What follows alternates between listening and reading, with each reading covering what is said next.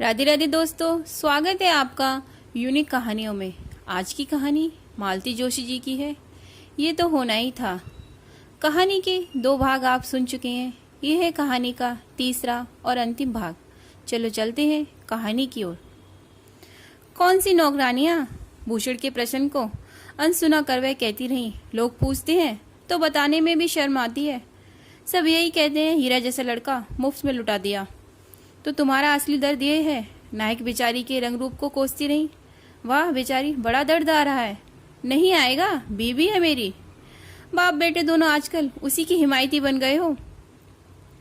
तभी तो टिकी हुई है बेचारी, नहीं तो कब की भाग खड़ी होती। ये बात भले ही उसने माँ को चिढ़ाने के लिए कही थी, पर वह मन ही मन जानता था कि यही सच है। दोपहर 12 बजे दरवाजे के सामने वाला एक टेम्पू रुका। 2 लोग उतरे और कुछ सामान लेकर भूषण के पीछे पीछे ऊपर चले गए। कौन था? आहट सुनकर माँ किचन से बाहर आ गई थी। भैया शायद फ्रिज लेकर आए हैं, अंजना ने कहा। माँ ने गैस बंद की, हाथ धोए और सीधे ऊपर चली गई। पीछे पीछे अंजना थी। भूषण ने दोनों को देख लिया था, फिर भी अनदेखा करते हुए उन लोगों से बोला, आप ये सारे फंक्शन मैडम को समझा दो, क्योंकि उन्हीं को ऑपरेट करना है। मैं तो दिन भर बाहर ही रहता हूँ। फिर वो लोग बताने लगे, इस नल से ठंडा पानी आएगा, इस नल से गर्म पानी आएगा। ये नल नॉर्मल पानी पीने के लिए है। नीचे छोटा सा फ्रिज है, एक आध कोल्ड ड्रिंक की बोतल, एक आध दूध का कर्टन रख सकती हैं। 20 लीटर की बोतल ऊपर फिट होगी। अगर आप 2 ही लोग हैं तो 3 दिन तक आराम से चलेगी। तो ये कॉन्ट्रैक्ट मैंने आपको दिया। हर संडे आप 2 बॉटल्स रख जाया कीजिए। और निधि डार्लिंग, तुम इन्हें उठाने की कोशिश मत करना, ये जिम्मेदारी मेरी रहेगी, क्योंकि ये बहुत हैवी है।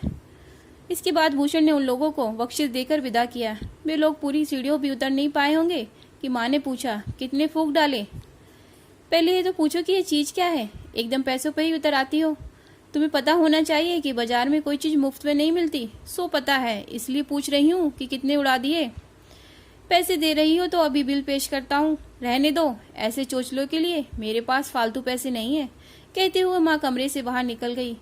उन्हें नीचे उतरते हुए बाबूजी ने देख लिया था, शायद क्योंकि वे चिल्लाए। वहां बच्चों के कमरे में क्या करने गई थी? आपका बेटा एक अजूबा लाया है, देखने गई थी। आप भी देख आइए। रहने दो, मुझे तुम्हारी तरह दूसरों के कमरे में झांकने का शौक नहीं है। माँ, शाम को हम दोनों खाने पर नहीं है। कहाँ जा रहे हो? ऑफिस में पार्टी दे रहा हूँ। इसे भी ले जाओगे? शादी की पार्टी दे रहा हूँ, उसे तो ले जाना ही पड़ेगा। पिछली बार वे बहुत कम समय यहाँ थी, इसलिए नहीं हो पाया। फिर राखी पे चली जाएगी तो बहुत देर हो जाएगी। वैसे ऑलरेडी लेट हो गया है। हाँ, एक बात और, दोपहर 2 बजे कौशल्या आएगी और उसे पार्लर ले जाएगी। फिर भूषण ने बहनों की ओर देखकर कहा, तुम लोग जाना चाहो तो चली जाना, मेरी बेटियों को इसकी ज़रूरत नहीं है। मुझे ये जवाब पता था, इसलिए कौशल्या से रिक्वेस्ट की है, नहीं तो 2 बहनों के घर में होते हुए मेड सर्वेंट से क्यों कहता। तुम भी बेकार में पैसे फेंक रहे हो। क्रीम पाउडर लगाकर कोई गोरा नहीं हो जाता। आज के प्रवचन का कोटा पूरा हो गया तो मैं चलूं? और भूषण ने ऊपर देखकर आवाज दी, निधि मैं निकल रहा हूँ, 5 बजे तैयार रहना। जी अच्छा, निधि ने ऊपर से ही जवाब दे दिया। शाम को 4:30 बजे वह घर आया। तब तक निधि पार्लर से लौटी नहीं। वे कपड़े बदलने ऊपर चला गया। पीछे पीछे रंजना भी चली गई। बोली, भैया सुबह माँ के सामने हम बोल नहीं पाए थे, पर 21 को हमारी सहेली की शादी है। प्लीज़ उस दिन हमारे लिए पार्लर स्पॉन्स कर दीजिए। अरे वाह, माँ की रूपवती कन्या को भी पार्लर की ज़रूरत पड़ती है। प्लीज़ भैया, माँ तो कुछ समझती नहीं है, बोलती चली जाती है। आजकल हर इवेंट से पहले लड़कियाँ पार्लर जाती हैं। तो ये बात कभी माँ के सामने बोलने की भी हिम्मत करो ना, ताकि उनकी व्यंग की धार थोड़ी मुथरी हो जाए। वह और भी कुछ कहना चाहता था, तभी निधि का फ़ोन आ गया। हाँ, तुम गाड़ी छोड़ दो, हम लोग दूसरी बुक कर लेंगे, उसने कहा। मैं तैयार होकर नीचे उतरा, तब तक निधि लौट आई थी। कौशल्या बोली, देखिए भैया जी, आपकी दुल्हन कितनी सुंदर लग रही है। ऐसे रोज घुमाने ले जाया करो तो थोड़ा सजेंगी संवरेंगी। दिन भर कमरे में गुमसुम सी मुंह लटकाए बैठी रहती हैं। शोर सुनकर माँ बाहर निकल आई थी। आती ही उसकी नज़र निधि की साड़ी पर पड़ी। बड़ी सुंदर साड़ी है, उस दिन तो अलमारी में थी नहीं। फॉल पीको के लिए गई थी, नई है। उसके उत्तर की प्रतीक्षा किए बिना उन्होंने भूषण की ओर देखा। बहनों की याद ना आई होगी। भूषण ने जानबूझकर विषयांतर करते हुए कहा, जरा कौशल्या की साड़ी तो देखिए, क्या गजब ढा रही है। कौशल्या खुश हो गई। बोली, बे पल्ले मोहल्ले वाले माथुर साहब है ना, उनकी बेटी की शादी हुई है, उसकी ससुराल से आई है। मथुराइन ने भी दी है पर इतनी अच्छी नहीं है। मैं ये कपड़े ऊपर रख आती हूँ, निधि ने कहा। जल्दी आना। फिर मैं कैब बुक करता हूँ। कैब से जाओगे? माँ ने पूछा। भूषण ने जवाब नहीं दिया। तभी कौशल्या बोली, भैया जी आपकी शादी की साड़ी अभी तक नहीं मिली। झूठ बोलती है, दी तो थी। वह तो पुरानी थी। ऐसी भी पुरानी नहीं थी, बस 1-2 बार पहनी थी। कौशल्या, तुम्हारी साड़ी मेरी ओर से ड्यू है, जल्दी मिलेगी। और आज के लिए बहुत बहुत धन्यवाद। कौशल्या जब चली गई तो भूषण ने कहा, तुम तो कह रही थी कि निधि की यहाँ से इतनी घटिया साड़ी आई थी कि तुमने सब नौकरानियों में बांट दी। घर की ये इकलौती नौकरानी तो शिकायत कर रही है कि उसे कोई साड़ी नहीं मिली। मुझसे हिसाब मांगेगा तू। तब तक बाबूजी बाहर निकल आए थे। बोले, और जो खास नौकरानी के लिए आई थी वह किसे दे दी? आपको कैसे पता? उन्होंने पूरी लिस्ट दे रखी थी भाई। चाचा, मामी, मौसा, चचेरी बहनें, फुफेरी बहनें, नानी जी, इसके साथ ही एक नाम मेड सर्वेंट का भी था। तभी कैब आ गई थी और ऊपर से निधि आई। सो ये चर्चा यहीं थम गई। वह शाम बहुत शानदार रही। निधि सचमुच बहुत सुंदर लग रही थी। उसके चेहरे पर एक ग्लो था। वह सिर्फ मेकअप का कमाल नहीं था, खुशी की चमक भी उसमें शामिल थी। पति के साथ पहली बार बाहर जाने के उल्लास से उसका चेहरा एकदम चमक रहा था। पार्टी बहुत सफल रही। निधि के अभिजाते ने सबका मन मोह लिया था। उसके व्यवहार में एक ग्रेस थी, एक सहजता थी, जिससे पता चलता था ऐसी पार्टियों की उसे आदत है। उसकी वाणी में एक सौम्यता थी, आवाज में एक खनक थी, और अंग्रेजी तो गजब थी। सभी उससे प्रभावित हुए बिना नहीं रह सके और सबने भूषण को खूब सारी बधाइयां दी। और वह बनावटी नहीं था। इतनी सुहानी शाम के बाद वह घर लौटने का मन नहीं हो रहा था। चलो पिक्चर चलते हैं, भूषण ने कहा, और वे एक मल्टीप्लेक्स में चले गए। वातानुकूलित वातावरण में रिप्लेसिंग चेयर पर 3 घंटे पास बैठकर जो सुकून मिला वह अद्भुत था। अरसे बाद एक निर्मल आनंद की अनुभूति हुई थी। जैसा कि उसे आशंका थी, दरवाजा माँ ने ही खोला। बड़ी देर कर दी। मैं ऊपर जा रही हूँ, निधि ने कहा और कमरे में चली गई।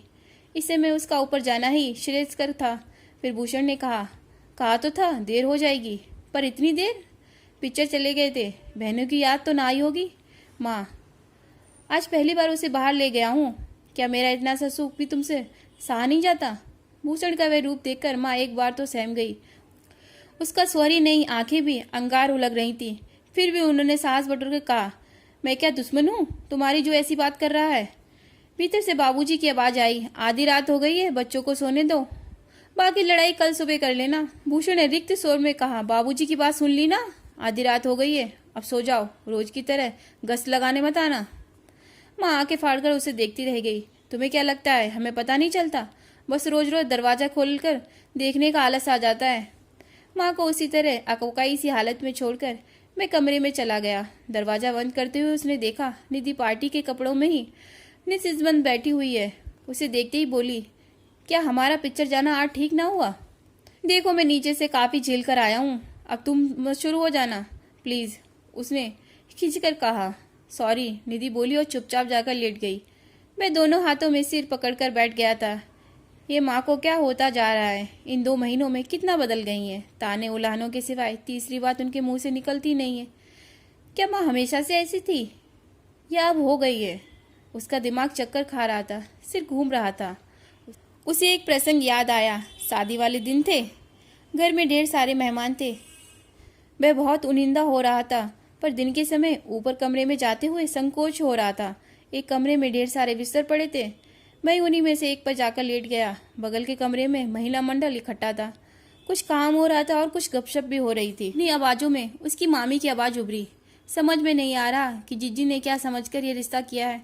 जैसा कि वे कहती हैं, क्या सचमुच उन लोगों ने चाय में कुछ मिला दिया था?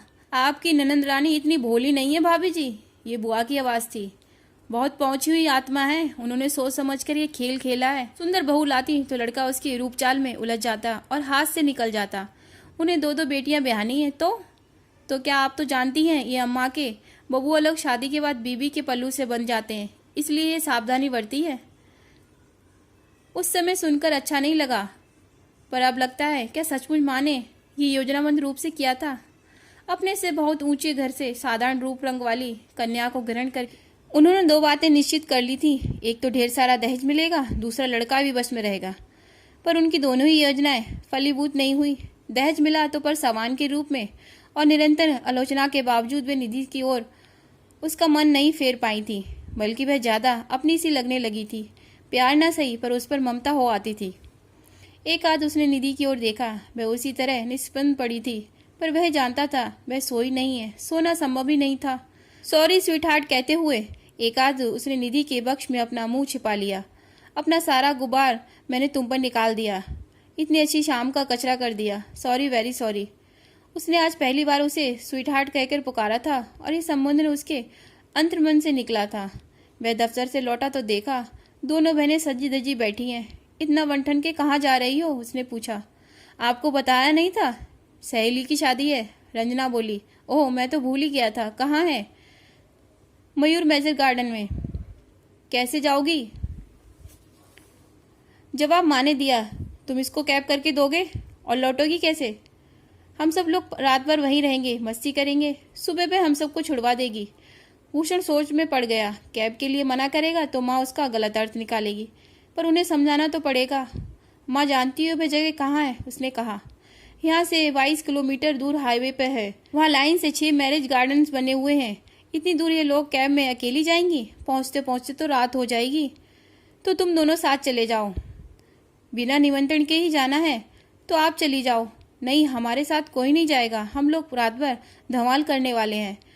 भूषण ने बाबूजी के कमरे के पास जाकर आवाज दी, बाबूजी आइए जरा। बाबूजी के बाहर आते ही उसने कहा, ये लोग शादी में जा रही हैं, वह जगह यहाँ से 22 किलोमीटर दूर हाईवे पर है।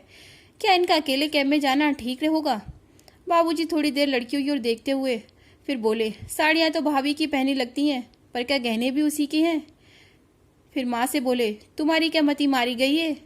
कोई झपट्टा मारकर ले गया तो हम लोग कहीं मुंह दिखाने के लायक नहीं रहेंगे। कोई झपट्टा क्यों मारेगा? माँ ने कहा, राशिफल के अलावा भी पेपर में बहुत कुछ आता है, पढ़ा करो। मैरिज गार्डन में रोज चोरियां हो रही हैं, सूट बूट पहने चोरों की टोलियां घूमती रहती हैं, बच्चे तक उसमें शामिल हैं। गिफ्ट वाले लिफाफे चोरी हो जाते हैं, पर्स छिन जाते हैं, बटुए उड़ा लिए जाते हैं, चैन झपट ली जाती हैं, और ये दोनों तो पूरी ज्वेलरी बॉक्स बनी घूम रही हैं। किसी की भी नीयत खराब हो सकती है। फिर भूषण से बोले, बेटा मैंने तुमसे कहा था ये सब लॉकर में रखवा दो। सॉरी बाबूजी कहते हुए भूषण ने सिर झुका लिया। जाओ, हमें नहीं पहनना, कहते हुए रंजना ने 3 लड़ा हार उतारकर मेज पर पटक दिया। अंजना ने भी उसका अनुसरण किया। फेंको मत, बाबूजी चिल्लाए, लाखों की चीज है, तुम्हारा बाप बिक भी जाएगा तो चुका नहीं पाएगा। दोनों लड़कियां पैर पटकते हुए कमरे में चली गईं। रुला दिया ना मेरी राजकुमारियों को, कितनी सुंदर लग रही थी, देखा नहीं गया होगा, माँ ने ताना मारा। भूषण ने माँ की ओर ध्यान नहीं दिया और बाबूजी से बोला, बाबूजी मेरा एक सजेशन है, मैं कैब बुलवा देता हूँ, आप और माँ इन लोगों के साथ चले जाएं, इन्हें ठीक से उतारकर उसी गाड़ी में वापस आ जाएं। माँ तुम साड़ी बदल लो और उन लोगों से कह दो कि तैयार रहें। मुझे कौन सा शादी में जाना है, पर गाड़ी में तो जाना है ना। मैंने अभी खाना वाना नहीं बनाया है, वो सब हो जाएगा, चिंता मत करो। वे लोग जब चले गए तो निधि ने पूछा, खाना क्या बनाऊं? क्या बनाओगी? निधि चुप ही रही तो उसने कहा, आराम करो, मैं कुछ मंगवा लेता हूँ। माँ जी नाराज तो नहीं होंगी? तुम खाना भी बनाओगी तो माँ जी नाराज ही होंगी, इसकी क्या गारंटी है? वे कोई और कारण ढूंढ लेंगी। फिर निधि कुछ नहीं बोली। भूषण ने खाना ऑर्डर कर दिया, पराठे, सब्जी, पुलाव, रायता और खोर। अपने लिए उसने पिज्जा मंगवाया। आ जाओ, गरम है, तब तक खा लेते हैं। उन लोगों से पहले? उन लोगों को आने में देर होगी, वैसे भी मैं शांति से खाना चाहता हूँ। और एक बात सुन लो, खाना खाने के बाद तुम सीधे कमरे में जाकर सो जाओगी। उन लोगों के लिए दरवाजा खोलकर मैं ही आऊंगा। सास ससुर के लिए प्लेट आदि लगाकर निधि ऊपर चली गई। वे लोग 10 बजे ही लौटे थे। आते ही बाबूजी बोले, तुमने ठीक कहा था बेटा, बगई जगह बहुत दूर है और रास्ता भी ज्यादा चलता हुआ नहीं था। ढूंढने में भी दिक्कत हुई। एक से नाम के 2 गार्डन थे, मयूर और मयूरपंख। लड़कियों की बस की बात नहीं थी। उन लोगों का मूड जाते उस समय खराब था, इसलिए मैं कह नहीं पाया। आप फोन करके बता देना, सुबह कोई परेशानी हो तो फोन कर दें, मैं चला जाऊंगा। अब आप लोग खाना खा लो, अभी गर्म ही होगा, बाजार से मंगवाया है। एक दिन बना ही लेती, माँ ने कहा। वो तो बनाने को तैयार थी, मैंने ही मना कर दिया। सब्जी पसंद ना आती तो तुम कचरे के डिब्बे में डाल देती, रोटियां कुत्तों के लिए उठाकर रख देती और फिर आधी रात को बनाने बैठती, इसलिए मंगवा लिया। खूब कान भरे गए हैं, कान भरने की मोहलत ही कहाँ देती हो। रात भर तो कमरे का चक्कर काटा करती हो। ये जानकारी तो तुम्हारे शिकायत के पुलंदे से ही इकट्ठी की है मैंने। रात भर क्या कह रहे थे तुम? बाबूजी की बात को अनसुना कर माँ ने कहा, भाई डिब्बा क्या है? मैं समझ गया कि माँ ने जानबूझकर उसका ध्यान बटाने की कोशिश की है। उसका मन तो हुआ कि बाबूजी को रात की गश्त के बारे में बता दे, पहली रात का किस्सा भी बता दे, पर चुप रह गया। बाबूजी का गुस्सा वह जानता है, माँ के प्राणी ले लेंगे। उस डिब्बे के लिए पूछ रही हो? पिज्जा मंगवाया था, बहनों की याद ना आई होगी। भूषण को पता नहीं क्या हुआ, उसने माँ की बांह पकड़ी और उन्हें खींचकर फ्रिज के पास ले गया। अरे अरे क्या कर रहा है, मेरा हाथ तोड़ेगा क्या? माँ चिल्लाई। तब उसे एहसास हुआ कि उसके भीतर का सारा रोष अनजाने ही सही उसकी पकड़ में उतर आया था। उसने हाथ छोड़ दिया और फ्रिज खोलकर खड़ा हो गया। मुझे मालूम था तुम ये बात जरूर कहोगी, इसलिए पहले से ही इंतजाम कर रखा है। यह डिब्बा रखा है, सुबह अपनी राजकुमारियों को खिला देना। मैं ऊपर आया तब हमेशा की तरह सर भन्ना रहा था और जैसा कि उसने कल्पना की थी, निधि पलंग पर चुपचाप बैठी थी। उसकी आंखों में असंख्य प्रश्न थे जिनके उत्तर भूषण के पास नहीं थे। भूषण, कल बहू के भाई उसे लेने आ रहे हैं। पिछली बार जब वे लेने आए उस दिन भी तुम काम पर थे, इसलिए इस बार वे रविवार को आ रहे हैं। तुम घर पर ही रहना। जी अच्छा। मैं एकदम बिफर उठी। ये क्या तरीका है, ना पूछना ना ताछना। जब मर्जी आए लेने चले आते हैं, जब मर्जी हो छोड़ जाते हैं। कुछ हमारी सुविधा भी देखेंगे कि नहीं? तुम्हें कौन सी असुविधा हो रही, और बहू के बिना तुम्हारे कौन से काम अटके पड़े हैं? बाबूजी ने कहा। फिर भूषण से बोले, पिछली बार उसके पिता यहाँ से गए थे तो रात के 11 बज गए थे, इसलिए इस बार वे जल्दी निकल जाएंगे। 10 बजे आएंगे और 11 बजे निकल जाएंगे। बहू से कह दो आज ही सामान बांध ले। और हाँ, तुम अपने साले साहब के नाश्ते का ठीक से इंतजाम करना, अपनी माँ के भरोसे मत रहना। ये मुझे ताना दिया जा रहा है ना? पिछली बार उसके पिताजी आए थे तो मुझे लगा बेटी के यहाँ कुछ खाएंगे नहीं, इसलिए तुमने कोरी चाय परोस दी थी। उन्हें खाना होता तो खाते, ना खाना होता तो नहीं खाते, पर साथ में कुछ रखना तो था।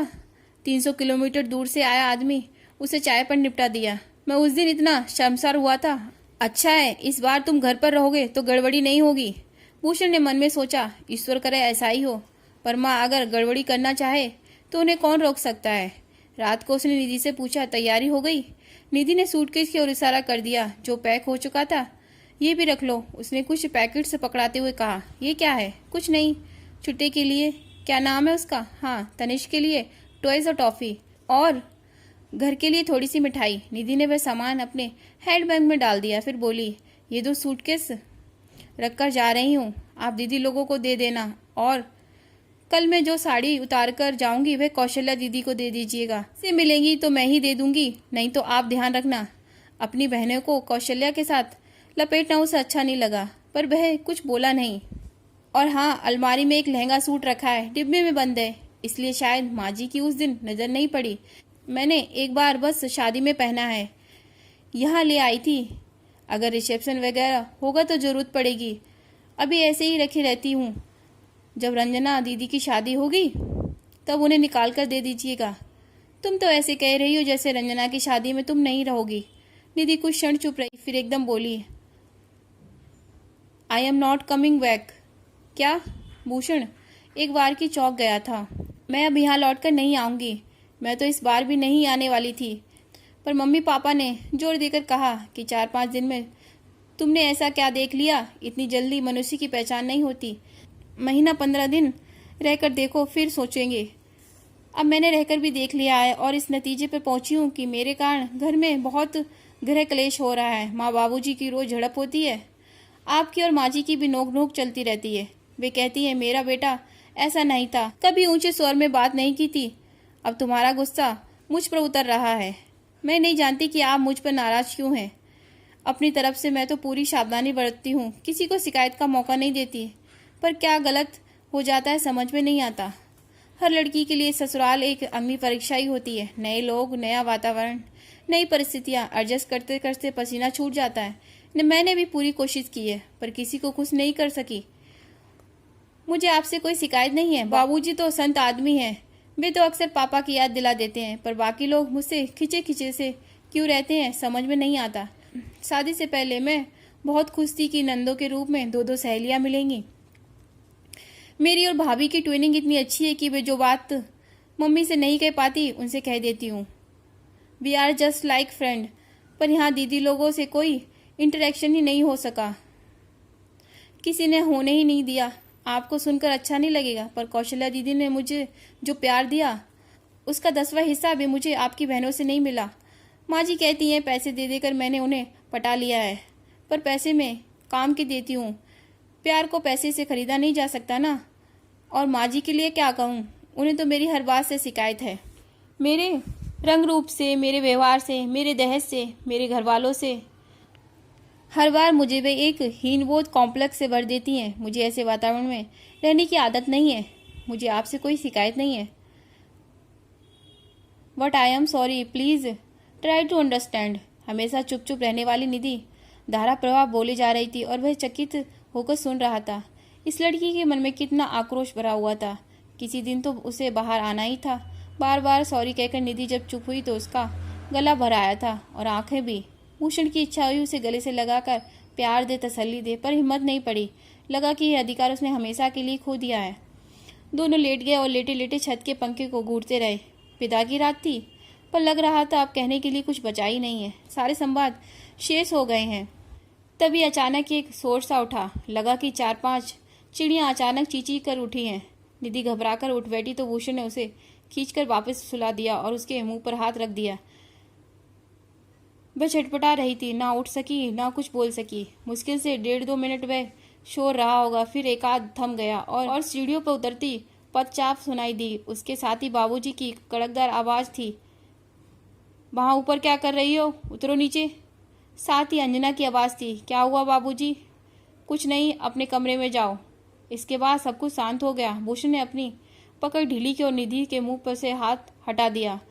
निधि ने एक लंबी सांस ली और कांपते स्वर में बोली, ये सब क्या था?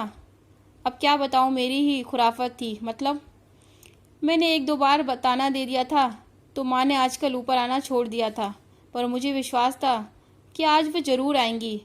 मैं उनकी आदत से छुड़वाना चाहता था, इसलिए बालकनी के मैट के नीचे मैंने 4-5 रबड़ के खिलौने छुपा दिए थे। मैंने सोचा किसी न किसी पर तो उनका पाप पड़ेगा ही। आवाज से वे चौंक जाएंगी और भाग खड़ी होंगी, पर घबराहट में शायद उन्होंने सभी खिलौनों को रौंद डाला। अच्छा खासा हंगामा हो गया। आपको ऐसा नहीं करना चाहिए था। मुझे अगर पता होता कि तुम वापस ना आने का मन बना लिया है तो ऐसा हरगिज न करता। माँ को नाहिक जलील किया मैंने। पछताव में उसके आंसू निकल आए। आई am sorry, really I am very sorry. तुम सॉरी क्यों बोल रही हो? It is all my fault. लेकिन ये सब मेरी वजह से ही हो रहा है ना, इसलिए अब मेरा यहाँ रहने का मन नहीं है। मैं फिर कहती हूँ कि मुझे आपसे कोई शिकायत नहीं है। आप और बाबूजी, आप दोनों के कारण मैं इतने दिन यहाँ रह पाई, पर मेरे सहने की भी एक सीमा है ना। There is a limit to my tolerance. Yes, I understand, उसने संतावना पर शब्दों में कहा। एक प्रश्न बार बार उसके ओंठों तक आकर लौट रहा था, क्या तुम तलाक चाहती हो? पर वह इस प्रश्न से ऐसे बच रहा था जैसे लोग किसी अशुभ, अमंगल, अपवित्र शब्द के उच्चारण से बचते हैं। सुबह ठीक 10 बजे अविनाश की गाड़ी दरवाजे पर आकर रुकी। उसने बताया कि वह घर से शाम को ही चल पड़ा था। रात में कहीं रुक गया था, सुबह 6 बजे फिर चल पड़ा है, तभी समय पर पहुंच पाया है। सामान उतरवाकर गाड़ी सड़क पार नीम के नीचे पार कर दी गई। सामान में मिठाई का एक पूरा डाला था जिसने पूरी टेबल घेर ली थी। इसके साथ ही एक बड़ा बैग था। बैग खोलकर अविनाश ने उपहार बांटने शुरू किए। बाबूजी के लिए रेशमी कुर्ता पजामा था और माँ के लिए चंदेरी साड़ी, भूषण के लिए सुनहरी घड़ी और सुपारी सूट था। सबसे बड़ा नजराना तो बहनों के लिए था। 4-4 साड़ियों का एक एक गिफ्ट पैक था। साले साहब के लिए भूषण ने नाश्ते का शाही इंतजाम किया था। उसने माँ बहनों से कहना चाहा कि बस थोड़ा प्रसन्न चेहरा रखें, मुस्कान के साथ अतिथि की खातिरदारी करें तो मेरा श्रम सार्थक होगा। पर उसे कुछ कहना नहीं पड़ा। निधि के घर से आई सौगात को देखकर उन तीनों के चेहरे स्वयं ही खिल उठे। नाश्ता लगाते ही बाबूजी ने कहा, बहू रानी तुम भी सबके साथ खा लो और ऊपर जाकर अपनी तैयारी करो। सामान तैयार हो जाए तो आवाज दे देना। थोड़ा सा मुंह जुटाकर निधि ऊपर चली गई। भूषण भी साथ जाना चाहता था पर संकोच के मारे बैठा रहा। नाश्ते के बाद सब लोग ड्राइंग रूम में आ गए। ड्राइवर के लिए बरामदे में नाश्ता लगा दिया था। वह खाकर जाने लगा तो बाबूजी ने कहा, भूषण उसे थोड़ी देर रोक लो, जरूरत पड़ेगी। भूषण ने भी सोचा कि निधि की बैग गाड़ी तक ले जाने के लिए किसी की जरूरत तो पड़ेगी ही। जब सब लोग व्यवस्थित होकर बैठ गए तो बाबूजी ने गंभीर स्वर में कहा, अविनाश बेटा, हम तुम्हारी तरह बड़े आदमी नहीं हैं, पर इतने गए गुजरे भी नहीं हैं कि खैरात ले लेंगे। अंकल, आप यह क्या कह रहे हैं? मैं जो कुछ भी कह रहा हूँ बहुत सोच समझ कर कह रहा हूँ। लोग कहीं मिलने जाते हैं तो मिठाई जरूर लेकर जाते हैं, पर तुम तो पूरा मिष्ठान भंडार उठा लाए हो। राखी का नेक एक साड़ी का होता है, पूरी दुकान का नहीं। अंकल, मम्मी ने राखी, तीज, दशहरा और दीपावली की 4-4 साड़ियाँ रखवाई थी। फिर मकर संक्रांति, होली, गंगोर, इनको भी तो चाहिए ना। देखो, हम तुम्हारा अपमान नहीं करना चाहते, इसलिए एक एक साड़ी मैं रख लेता हूँ, बाकी गाड़ी में रखवा दो। भूषण, मिठाई का एक पैकेट निकलवा कर बाकी सब भिजवा दो। अंकल, कम से कम मिठाई तो रहने देते। नहीं, मैं यहाँ बांटता फिरूंगा, इससे अच्छा है तुम ही कहीं बांट दो। एक बात और, आज तो हमने तुम्हारा मान रख लिया, पर अगली बार जब आओ तो केवल अपनी बहन और बहनों के लिए ही सौगात लाना। पूरे घर की पहरावी करने की जरूरत नहीं है। अविनाश के पास अब कहने के लिए कुछ नहीं था। उसने चुपचाप सारा सामान ड्राइवर के हाथ गाड़ी में रखवा दिया। तब तक निधि भी आ गई थी। उसने सास ससुर के चरण छुए, नंदों के गले मिली और सड़क पार कर खड़ी गाड़ी में जाकर बैठ गई। उसका सामान लेकर भूषण और अविनाश भी वहां पहुंच गए। वे दोनों एक तरफ खड़े होकर बात कर रहे थे कि भूषण ने देखा दोनों बहनें चली आ रही हैं। जरूर इन्हें बाबूजी ने भेजा होगा। साथ आती तो कोई बात थी।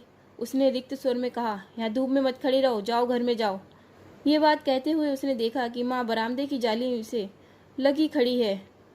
उनकी यह ताक झाक करने की आदत पता नहीं कब जाएगी। उन लोगों को विदा करके 15 मिनट बाद वह घर लौटा, तब भी माँ वहीं खड़ी थी। यहाँ खड़ी क्या कर रही हो? उसकी सारी खींच उसके स्वर में उतर आई थी। देख रही थी इतनी देर क्या बातें हो रही थी। मियाँ बीबी की बातें तो सुनती ही हो, अब तुम्हें साले बहनों की बातों में भी रस आने लगा।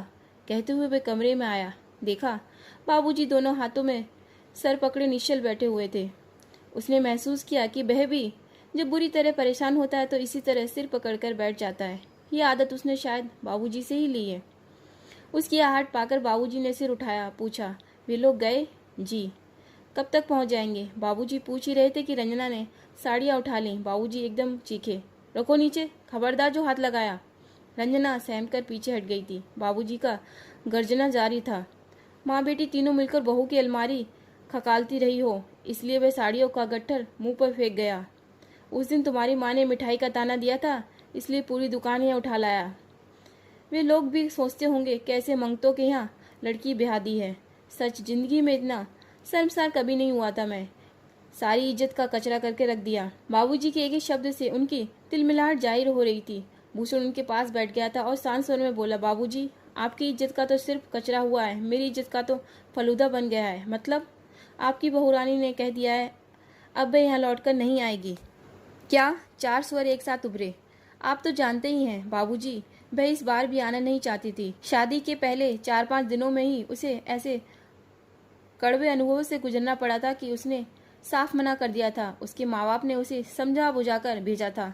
4 दिन में तुम किसी को जज नहीं कर सकती, जरा लगकर रहो, इसलिए इस बार पूरे 33 दिन रहकर गई है। पिछली बार तो सिर्फ ट्रेलर ही देखा था, इस बार पूरी फिल्म सामने आई है। कोई भी संवेदनशील स्वाभिमानी लड़की इन अनुभवों को दोहराना नहीं चाहेगी। ये हमारे लिए कितने गौरव की बात है ना कि एक लड़की 2 महीने भी हमारे घर में नहीं रह सकी। उसके स्वर में व्यंग था, रोष था। मैं पूछती हूँ, ऐसा क्या हो गया? ये तुम पूछ रही हो माँ? यहाँ एक भी दिन ऐसा नहीं बीता जबकि उसके रंग रूप पर फतिया ना कसी गई हो, उसके अनाड़ीपन का मजाक ना उड़ाया गया हो, उसके अनगढ़ कामों की आलोचना ना की गई हो, उसके घर वालों को कोसा ना गया हो। माँ, सहने की भी हद होती है। उसे तो ऐसा लग रहा था जैसे किसी शत्रु के खेमे में पटक दिया गया हो। तुम दोनों बाप बेटे उसके इतने बड़े हिमायती थे, तो इसलिए तो उसने इतने दिन गुजार दिए, नहीं तो वह कब की चली गई होती। खुद तो तुमने उसे कभी प्यार दिया ही नहीं। बाबूजी उसका ख्याल रखते थे तो तुम्हें वह भी अखरता था। और मेरी ये बहनें, वह तो सोच कर आई थी कि मुझे 2 सहेलियाँ मिलेंगी, क्योंकि उसका अपनी भाभी के साथ भी ऐसा ही रिश्ता है। दोनों में खूब अच्छी ट्रेनिंग है, पर इन दोनों ने उसे कभी अपना समझा ही नहीं। कभी 2 घड़ी उनके पास नहीं बैठी, उसकी समस्याएं नहीं सुनी। हमेशा कटी खिटी सी, खिंची खिंची सी रही, हमेशा खार खाती रही, पता नहीं क्यों। इससे ज़्यादा प्यार तो उस कौशल्या ने दिया। अब तुम कहोगी उसने पैसे देकर कौशल्या को पटा लिया था। पैसे से काम बनते हैं माँ, प्यार नहीं मिलता। ये कितनी शर्म की बात है कि मेरी बहनों से ज़्यादा प्यार उसे घर की नौकरानी ने दिया। कुछ देर कमरे में सन्नाटा छाया रहा। फिर माँ बोली, मुझे पता है बेटा, तुम्हें बहुत दुख हो रहा है, पर इतना दुखी होने की भी ज़रूरत नहीं है। मैं वापस नहीं आ रही तो ना सही, दे दे तलाक। मैं तेरे लिए उससे अच्छी 2500 लड़कियाँ ले आऊँगी। तो पहले ही ले आती ना, ये 26वीं क्यों पकड़ लाई? मेरे कल पर पत्थर पड़ गए थे, मेरी मति मारी गई थी। अपना फेवरेट डायलॉग नहीं बोलोगी? उन लोगों ने चाय में कुछ पिला दिया था, हलवे में कुछ खिला दिया था। मेरी मजाक उड़ा रहा है तू? मेरी जिंदगी खुद एक मजाक बन गई है, मैं किसी का क्या मजाक उड़ाऊंगा, भूषण ने कहा। और फिर बाबूजी के हाथों में एक लिफाफा देते हुए कहा, बाबूजी ये देखिए। ये क्या है बेटा? थाईलैंड के आने जाने की टिकट है और 4 दिन का होटल का पैकेज। मैं उनकी बेटी को कहीं घुमाने नहीं ले जा सका ना। उसका यह जवाब है। मुझसे गलती हो गई, मानना पड़ेगा। मैं ऐसी वैसी जगह जाना नहीं चाहता था और बहुत ऊंची जगह जाने की मेरी समर्थ नहीं थी। हिम्मत करके किसी हिल स्टेशन चला भी जाता तो घर में भूचाल आ जाता। एक दिन, सिर्फ एक दिन के लिए हम लोग सिनेमा चले गए थे, तब कैसा कांड हुआ था आपने देखा था ना। बस तुम लोग हर बात मुझ पर डाल दिया करो। माँ भुनभुनाई, मैं कुछ गलत कह रहा हूँ? उस दिन आधी रात को तुमने कैसा तमाशा किया था, भूल गई? ऐसी सास मैंने पहली बार देखी है जो बहू से ईर्ष्या करती हो। उसके लिए मैं साड़ी लाऊं तो तुम्हें जलन होती है, उसे टैक्सी में ले जाऊं तो तुम्हें तकलीफ होती है। उस दिन मामूली सी पिज्जा के लिए तुमने सुना डाला। मुझ हनीमून पर चला जाता तो पता नहीं क्या बवाल करती। फिर कुछ देर तक ठहर कर बोला, किस्सा अभी खत्म नहीं हुआ बाबूजी। मतलब? आप जानते हैं, शहर में स्नेह नगर नामक पॉश कॉलोनी है, वहाँ एक बहुमंजिला इमारत बनी है, अंजलि टावर्स। वहाँ मेरे लिए एक 3 BHK बुक किया गया है। नवरात्रि में गृह प्रवेश होगा। तू तो कह रहा था वह वापस नहीं आएगी, माँ ने पूछा। उसने अपने माँ बाप से यह बात कही होगी, तभी तो आनंद फालन में उन्होंने ये फ्लैट बुक कर लिया है। कितना पैसा है उनके पास, खड़े खड़े फ्लैट बुक कर लिया। बच्चों की खुशी के लिए कई बार माँ बाप हैसियत से ज्यादा कर जाते हैं। खैर, तुमने उसका सामान अभी खोला नहीं है ना, उसे पैक ही रहने दो, शिफ्टिंग में सुविधा होगी। बाबूजी बोले, बेटा तुम्हारे कमरे में जो भी सामान है उन्हीं लोगों का दिया हुआ है, वह भी ले जाना। जी। तू वहाँ रहने जाएगा? माँ ने पूछा। तो क्या वह अकेली वहाँ रहेगी? तो फिर ताजमहल का क्या होगा? अनजाने में ही सही, माँ तुमने इस कमरे को सही नाम दिया है। तुम तो जानती हो ताजमहल किसी महल का नाम नहीं है, वह मुमताज महल की कब्र है। हमारी भी सारी आशाएं, इच्छाएं, उमंगे उस कमरे में दफन होकर रह गईं। एक रात हम वहाँ चैन से नहीं सोए। एक दिन ऐसा नहीं बीता जब ताने उलानों से कलेजा छलनी ना हुआ हो। मेरे ऑफिस को निकलते समय रोज कुछ न कुछ बखेड़ा होता था। लौटते समय भी मन में दुखी बनी रहती थी कि घर जाकर पता नहीं क्या देखना सुनना पड़ेगा। ये 2 महीने तो व्यर्थ ही निकल गए। अब नई जगह में जाकर जिंदगी की नई शुरुआत करके देखते हैं। और भूषण उठकर चला गया। बाबूजी बोले, अब खुश हो जाओ भगवान। जो तुम्हारी आंख की किरकिरी थी उसे देख देख कर तुम्हारा जी जलता था, वह चली गई। अब कलेजा ठंडा कर लो। मुझे ताना दे रहे हो? नहीं, बधाई दे रहा हूँ। माँ भुनभुनाई, काली कलूटी थी फिर भी ऐसा जादू कर गई। रूपवती होती तो पता नहीं क्या करती। रूपमती होती तो तुम्हारे घर झांकने भी नहीं आती। मजबूरी में ही उन लोगों ने इधर का रुख लिया था। उन्होंने सिर्फ वर को देखा। वे जानते थे घर तो वे कभी भी दे सकते हैं और दे ही रहे हैं। अपनी कमजोरी को ढांपने के लिए उन्होंने रुपया का उपयोग किया, क्योंकि उन्हें पता था कि दुनिया में तुम जैसे लोग भी होते हैं जो रुपयों की चौकाचौंध में होश खो बैठते हैं। उन्हीं रुपयों की लालच में तुम उनकी साधारण रूप रंग वाली कन्या को बहलाई और फिर पहले दिन से उस पर व्यंग वाणों की बौछार करके उसका जीना मुश्किल कर दिया। तुम भूल गई कि तुम्हारी भी 2 बेटियां हैं। तुम्हें उनकी सुंदरता पर नाज है, पर तुम्हें यह पता नहीं कि शादी के मार्केट में रूप नहीं रुपया चलता है, जो उनके बाप के पास बिल्कुल नहीं है। अगर उन दोनों को तुम जैसी घूसट साथ मिल गई तो पूरी जिंदगी ताने ही सुनती रहेंगी। अपनी बेटियों को बद्दुआ दे रहे हो? मैं क्या बद्दुआ दूंगा? बद्दुआ तो वह बहू के माँ बाप दे रहे होंगे, और वो भी फल रहे हैं। पहले घर की लक्ष्मी रूठ कर चली गई, अब बेटा भी जा रहा है। अब तुम आनंद करो। दोस्तों, ये तो थी कहानी मालती जोशी जी की, ये तो होना ही था। यहाँ पर हमारी कहानी का अंत होता है। मिलेंगे एक नई कहानी के साथ, तब तक के लिए राधे राधे।